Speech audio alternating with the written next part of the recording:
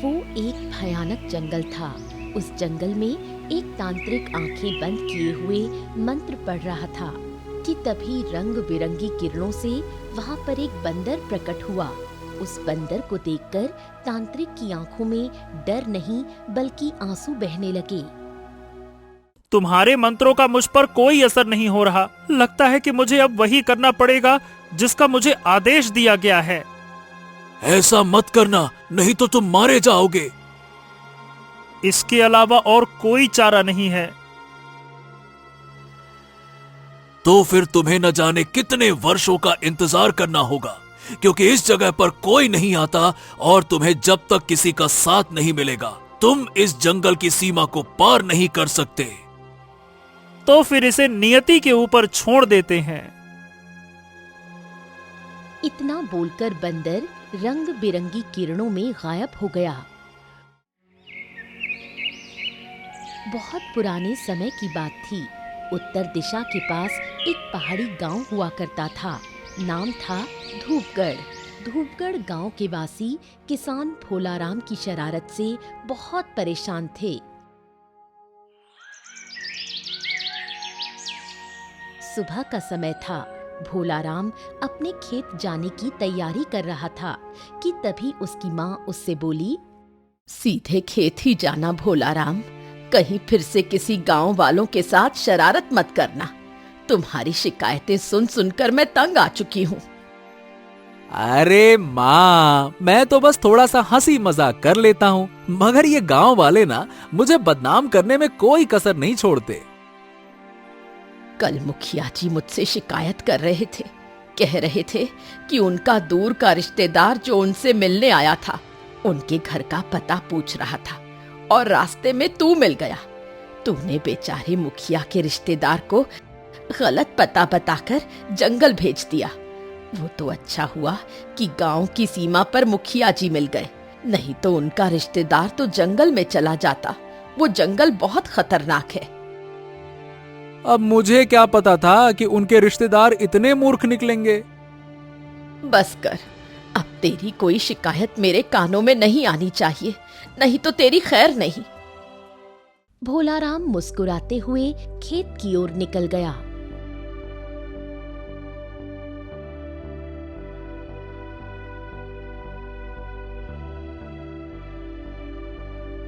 भोलाराम बाजार तक पहुंचा ही था कि तभी उसने देखा बिरजू लोहार अपनी दुकान पर अकेला बैठा हुआ एक घोड़े की नाल को हथौड़े से पीटने की कोशिश कर रहा था।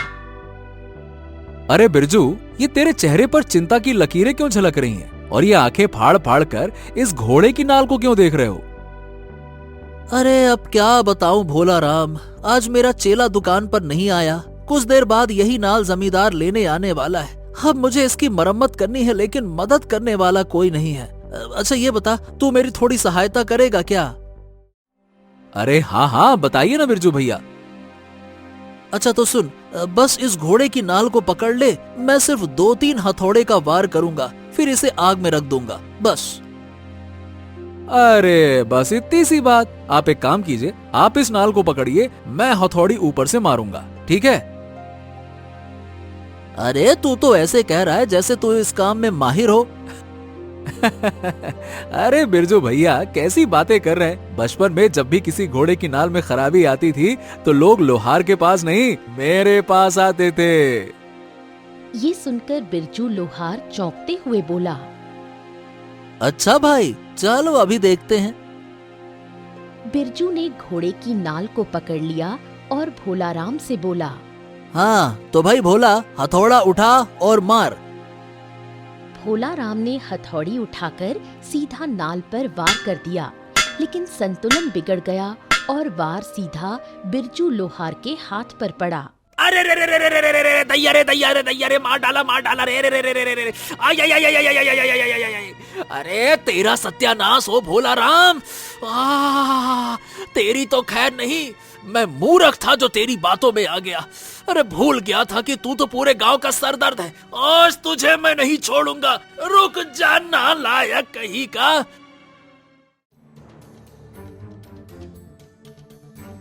इतना कहकर बिरजू लोहार भोलाराम के पीछे दौड़ पड़ा और भोलाराम हंसते हुए खेत की ओर भाग गया। भोलाराम अपने खेत में एक वृक्ष के नीचे बैठ गया और मुस्कुराते हुए बोला,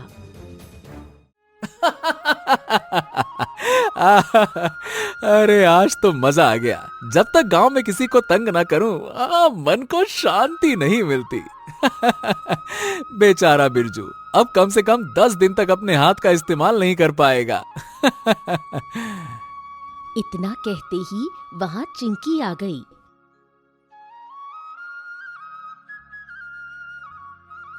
चिंकी गांव के बुजुर्ग वैद्य रामदीन की बेटी थी, जिसे भोला पसंद था, मगर वो उसकी शरारतों से परेशान रहा करती थी।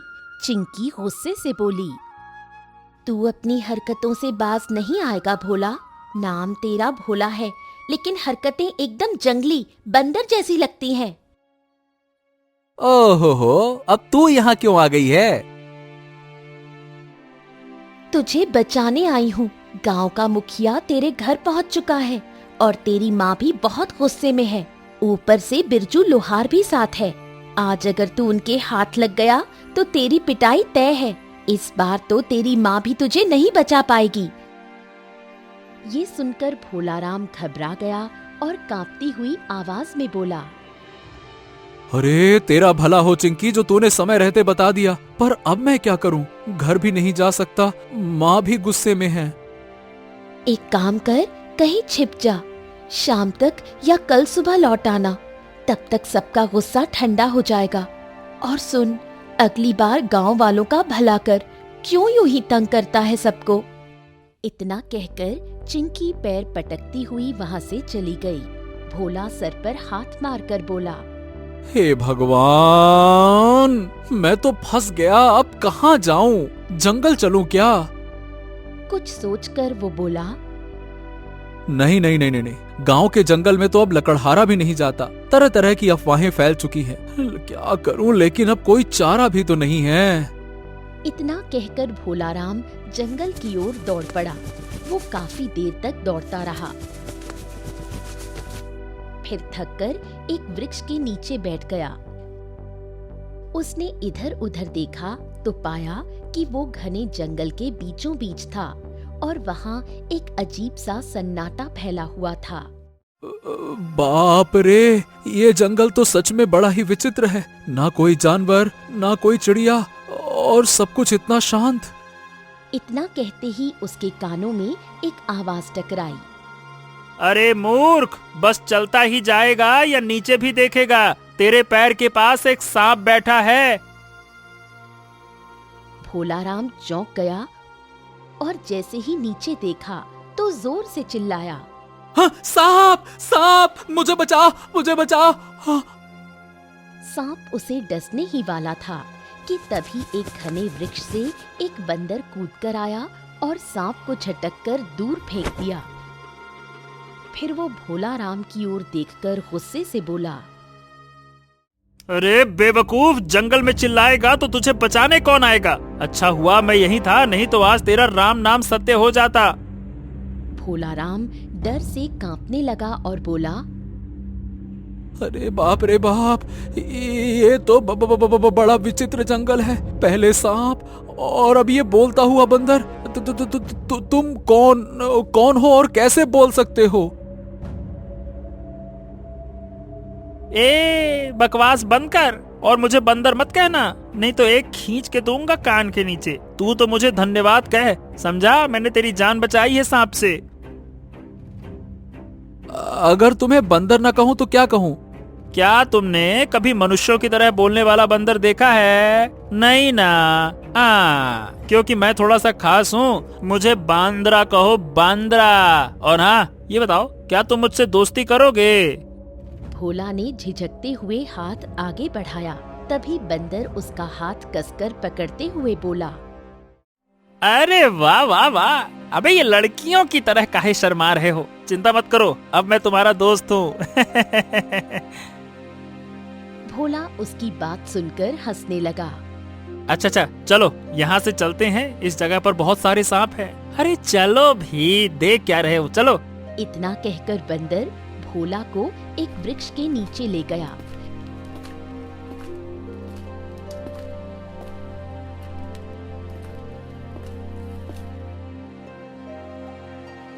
जहाँ पर ताजे ताजे फल लटक रहे थे। बंदर ने उन फलों को तोड़ा और भोला की ओर बढ़ाते हुए बोला, तुम वैसे शक्ल से काफी भूखे लग रहे हो। सुनो, एक काम करो, ये फल खा लो। भोला सच में बहुत भूखा था। उसने फल खाना शुरू किया और बोला, अरे ये फल तो बड़ा ही स्वादिष्ट है। हाँ हाँ, मैं इसी वृक्ष से फल खाता हूँ, बड़ा मीठा है। हाँ लेकिन बांद्रा, मेरे मन में कई सवाल हैं। देखो, पहला सवाल तो ये है कि तुम बोल कैसे सकते हो, और दूसरा ये है कि इस जंगल में इतना सन्नाटा क्यों है? यहाँ जंगल के प्राणी क्यों नहीं दिखाई दे रहे हैं? देखो भाई, तुम्हारे पहले सवाल का जवाब तो ये है कि मैं चाह कर भी नहीं बता सकता कि मैं मनुष्यों की तरह बोल कैसे रहा हूँ। और तुम्हारे दूसरे सवाल का जवाब ये है कि कुछ दिनों पहले इस जंगल में एक तांत्रिक आया था। वो किसी गंदे मकसद से तंत्र क्रिया कर रहा था, जिसकी वजह से सारे जंगल के प्राणी ये जंगल छोड़कर चले गए। अब क्या है कि तांत्रिकों से मुझे बहुत डर लगता है। क्या तुम मुझे अपने गांव ले चलोगे? ये सुनकर भोला चौंक गया और बोला, अरे अगर गांव वाले तुम्हें बोलता हुआ देखेंगे ना तो वो सब डर जाएंगे। चिंता मत करो, मैं उन सब से दोस्ती कर लूंगा। मैं दोस्ती करने में माहिर हूँ और फिर मैं उनकी मदद भी तो करूंगा। अब तुम ही देखो, कुछ देर पहले तुम मुझसे डर रहे थे, लेकिन अब हम दोनों दोस्त हैं कि नहीं है? बोलो बोलो बोलो। इतना कहकर बंदर हंसने लगा। भोला बंदर की ओर देखकर बोला, वाकई तुम विश्वास नहीं करोगे कि गांव में मेरा कोई दोस्त नहीं है, क्योंकि मुझे किसी से दोस्ती करने का मन ही नहीं हुआ। लेकिन तुम्हारा चुलबुला और प्यारा अंदाज मुझे बहुत अच्छा लगा। ठीक है, मैं तुम्हें अपने गांव जरूर ले चलूंगा, लेकिन अभी नहीं, रात में। ये सुनकर बंदर चौंक गया और बोला, हैं? ओ मित्र, रात में क्यों?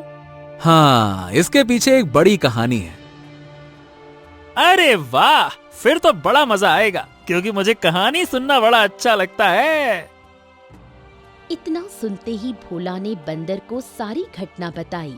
किस तरह वो गांव वालों को परेशान करता रहा, कैसे वो मजाक मस्ती करता रहा और कैसे उसने बिरजू लोहार को चोट पहुंचा दी, और अब कैसे गांव के मुखिया, गांव वाले और उसकी माँ सभी उससे नाराज होकर उसे सबक सिखाने खेत तक पहुंच चुके थे। ये सुनकर बंदर गंभीर हो गया और बोला, ओ, तो इसका मतलब अब हम दोनों को बहुत संभल कर चलना होगा। भोला मुस्कुरा पड़ा और धीरे से बोला, हाँ, अब तो सिर्फ तू ही मेरा साथी है, तू ही मेरा मित्र है। ये सुनकर बंदर मुस्कुराने लगा और बोला, तुम तो बड़े शरारती हो। मुझे लगा नहीं था कि डरपोक आदमी शरारती भी हो सकता है। खैर चलो ठीक है, वैसे भी शाम होने वाली है, कुछ ही देर में रात हो जाएगी, फिर चलते हैं। भोला बंदर को रात के अंधेरे में अपने घर ले आया।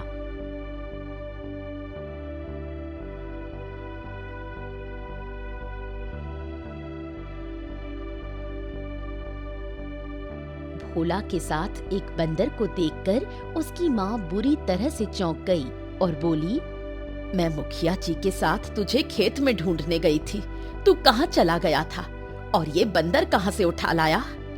हाँ हाँ हाँ, मुझे सब पता है माँ। मुझे चिंकी ने बता दिया था कि आप मुझे पीटने के लिए आने वाली हो, इसीलिए मैं जंगल की ओर भाग गया और वहाँ मुझे ये बंदर मिल गया। ये सुनकर भोला की माँ डर गई और बोली, तेरा सत्यानाश हो जाए भोला, तू जंगल से बंदर को क्यों उठा लाया? तभी बंदर गुस्से से बोला, अरे बस कीजिए माँ जी, बस।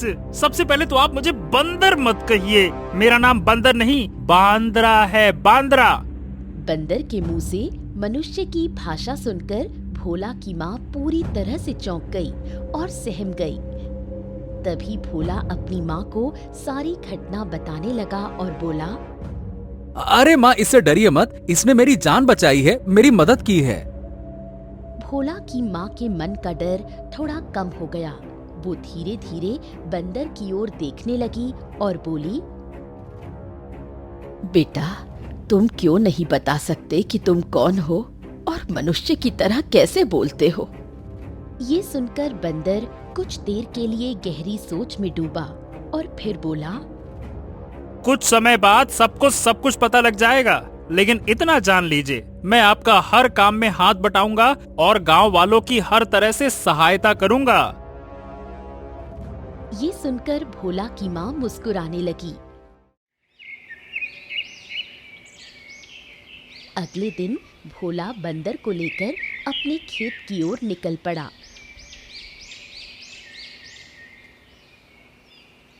और रास्ते में मुखिया से टकरा गया। अच्छा हुआ जो तू मुझे मिल गया रास्ते में भोला। तूने कल जो बिरजू लोहार के साथ में मजाक किया था ना, बहुत ही बुरा मजाक था। अब तो मैं तुझे पीटे बगैर मानूंगा नहीं। रुक जा, रुक। मुखिया जी से माफी मांगो, तुमने गलत किया था। मुखिया जी, मुझे माफ कर दीजिए। अब मैं किसी के साथ में इस तरह का मजाक बिल्कुल नहीं करूंगा। मुखिया बंदर को बोलता देख बुरी तरह डर गया। अब ये किस तरह का बंदर है जो मनुष्य की तरह बोलता है? कौन है ये? ये तो मेरा दोस्त है मुखिया जी। मुखिया डरते हुए वहां से चला गया। बंदर भोला को लेकर सीधे अपने खेत में आया। तभी वहां पर चिंकी आ गई।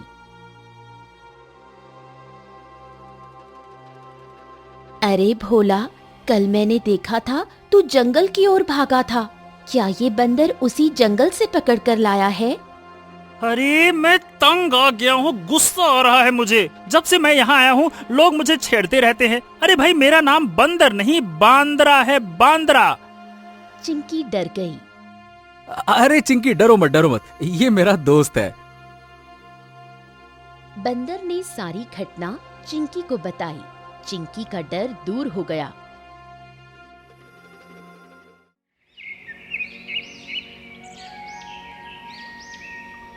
कुछ दिनों में भोला और बंदर की गहरी मित्रता हो गई। बंदर भोला के हर काम में मदद करता, भोला के खेत में भी हाथ बटाता। भोला ने गांव वालों को तंग करना बंद कर दिया।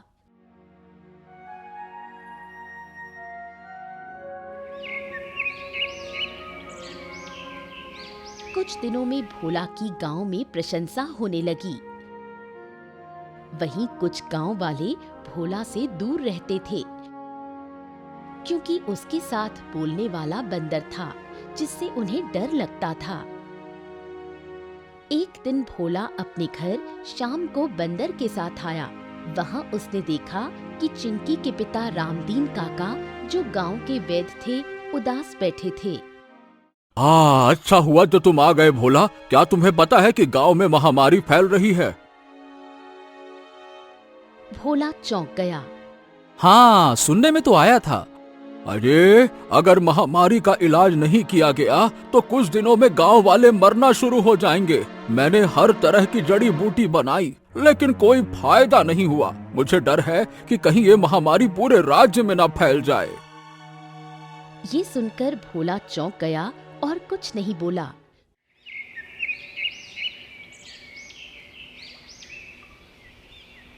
कुछ ही दिनों में गांव में महामारी फैल गई और लोग मरने लगे। ये देखकर भोला का मित्र बंदर उसकी ओर देखने लगा और बोला, मेरे पास इस महामारी का इलाज है। जंगल में एक ऐसी जड़ी बूटी है जिससे इसका इलाज किया जा सकता है। अगर तुम कहो तो मैं उसे लेकर आऊं। अरे वाह, अगर ऐसा हुआ तब तो बहुत अच्छा होगा। गांव वालों को मरता हुआ देख मुझे बिल्कुल अच्छा नहीं लगेगा। हाँ, लेकर आओ। हाँ, तो फिर ध्यान रखना, मैं गया और शाम तक आया। इतना कहकर बंदर वहां से चला गया।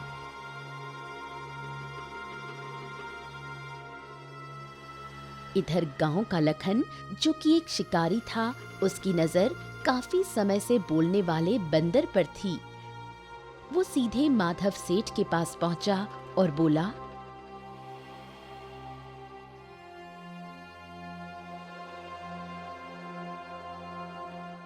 माधव सेठ, तुम इस गांव के सेठ हो, तो क्या तुम सब कुछ देखकर भी अंधे होने का नाटक कर रहे हो क्या?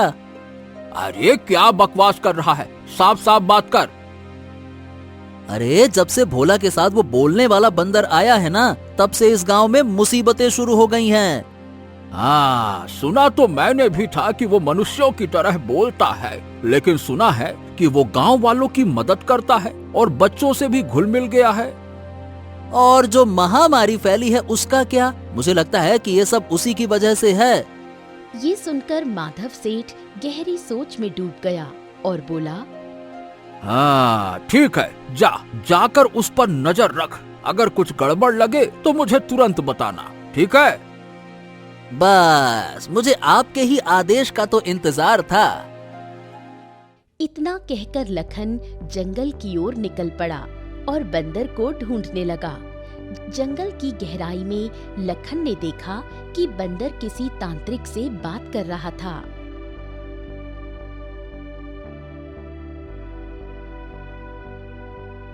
अब समझ में आया, ये कोई साधारण बंदर नहीं है। और ये तांत्रिक कौन है?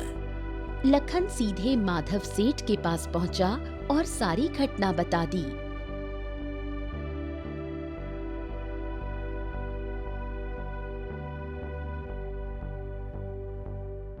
ओ, इसका मतलब बंदर और तांत्रिक किसी बड़ी योजना को अंजाम दे रहे हैं। तो सही कहता था लखन। और जो इसे लेकर आया है वो भोला है, वही भोला जो हमेशा गांव वालों को तंग करता था। माधव सेठ कुछ सोचता रहा और बोला, अगर मैं सीधा उन पर आरोप लगाऊंगा तो गांव वाले शायद मेरी बात पर विश्वास नहीं करेंगे। तू एक काम कर लखन, किसी भी तरह से उस तांत्रिक को पकड़कर यहाँ ले आ। इधर दूसरी ओर बंदर कुछ जड़ी बूटियां लेकर भोला के पास लौट आया।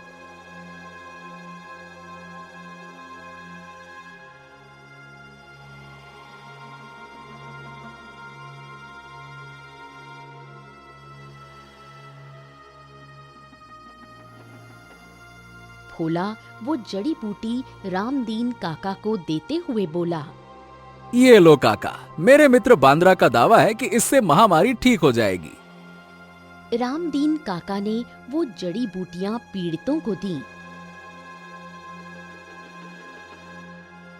देखते ही देखते गांव वाले स्वस्थ होने लगे।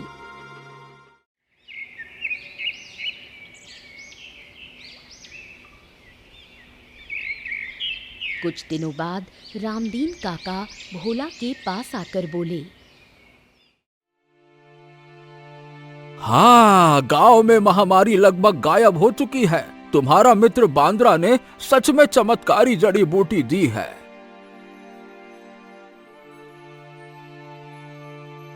तभी वहां माधव सेठ आ पहुंचा और गुस्से से बोला, और इसी की वजह से महामारी फैली थी। ये सब उसका ढोंग था, ढोंग। ये क्या बकवास है सेठ जी? अगर विश्वास नहीं होता तो थोड़ा इंतजार कीजिए। कुछ ही देर में लखन तांत्रिक को पकड़कर वहां ले आया। हाँ भैया, पूछो इस बंदर से, इस बंदर का इस तांत्रिक से क्या रिश्ता है? लखन ने अपनी आंखों से इसे तांत्रिक से बात करते हुए देखा है, पूछो।